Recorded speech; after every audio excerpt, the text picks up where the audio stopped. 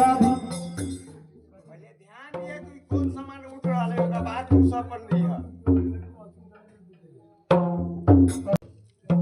आहो घुमादा के लोभ जानी न करियो हो भागाजी मत करियो हो भागाजी